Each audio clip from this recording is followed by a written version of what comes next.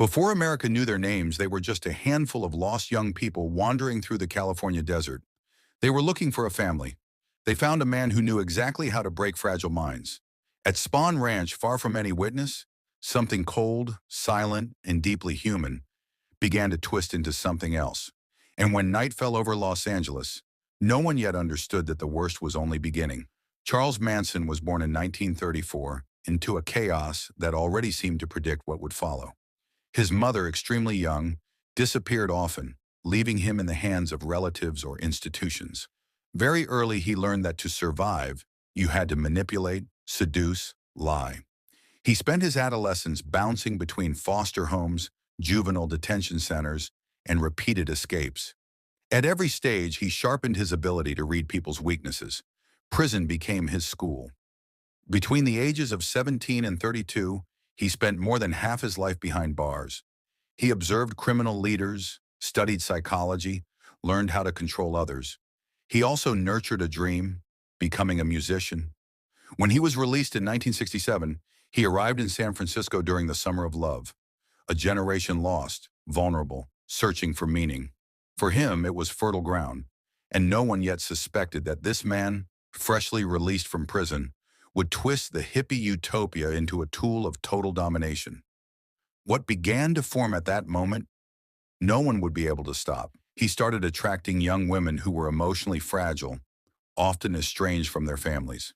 Susan Atkins, Patricia Krenwinkel, Leslie Van Houten, Tex Watson, Linda Kasabian, Squeaky Fromm, each arrived with their wounds, their insecurities, their longing for belonging. Manson wrapped them in mystical speeches, improvised songs, promises of unconditional love. He presented himself as a guide, a prophet, a father.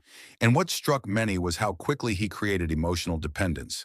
Some members later said they felt as if he could read their thoughts. Others claimed they had never met someone who understood them so instantly. What they didn't know yet was that this wasn't a gift, it was a technique. In 1968, the group settled at Spahn Ranch, an old Western movie set. The elderly owner, isolated and vulnerable, was manipulated by the group. The ranch became a world cut off from reality, a bubble, a place outside of time. Daily life was entirely dictated by Manson. No personal belongings, no schedules, no individual identity. Members had to abandon their ego, their old names, their past. Manson decided everything. Who slept with whom, who ate, who left, who spoke. And as days passed, the members lost their sense of the outside world. They believed they were living in a free community. They didn't know they were already prisoners. The ranch was a strange mix of apparent freedom and absolute control. Days often began without purpose. Some tended to the horses, others cooked improvised meals, others wandered through the hills. But everything always led back to Manson. He organized LSD-guided trips, often staying sober to control the others more effectively. He directed their visions, their emotions, their fears.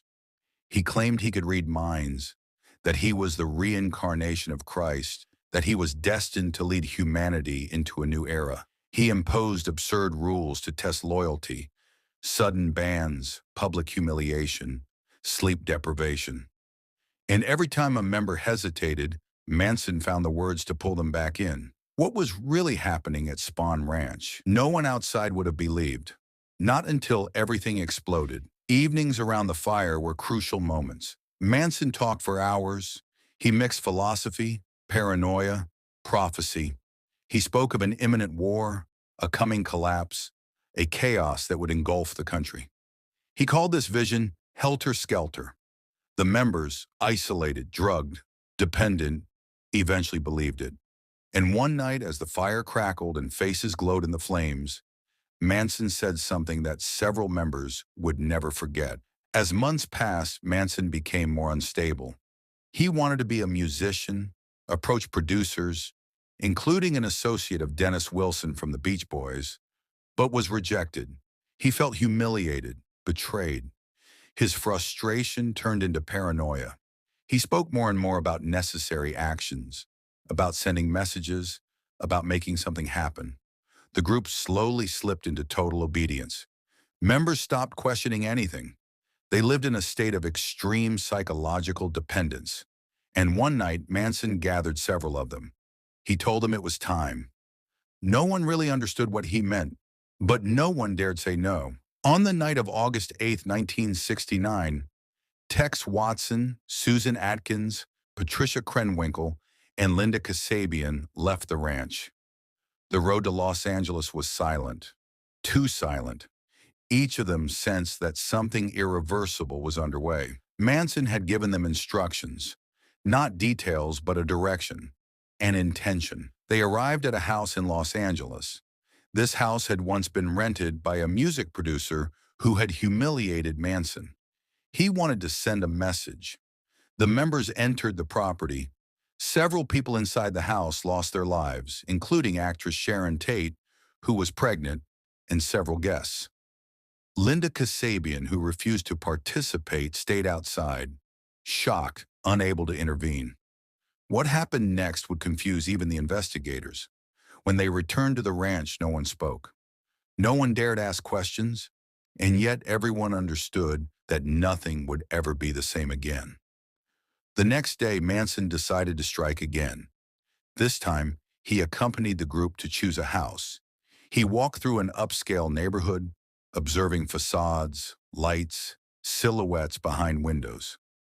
Then he stopped. Here, he left, letting the others act. Several people lost their lives that night as well. The messages left on the walls, without going into detail, intensified the panic in the city. That neighborhood had no idea what was approaching, and when the police arrived, they couldn't understand what they were seeing. Nothing made sense. Nothing seemed rational. For weeks, investigators went in circles. 2 nights, 2 scenes, no apparent link.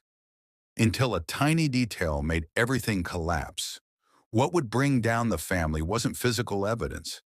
It was a sentence, a single phrase, spoken at the wrong moment, in front of the wrong person. Linda Kasabian agreed to cooperate. Her testimony allowed investigators to reconstruct the events. The trial became one of the most publicized in American history.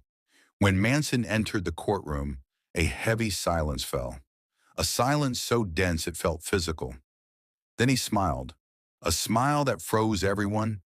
Members mimicked his gestures, shaved their heads, carved symbols into their foreheads.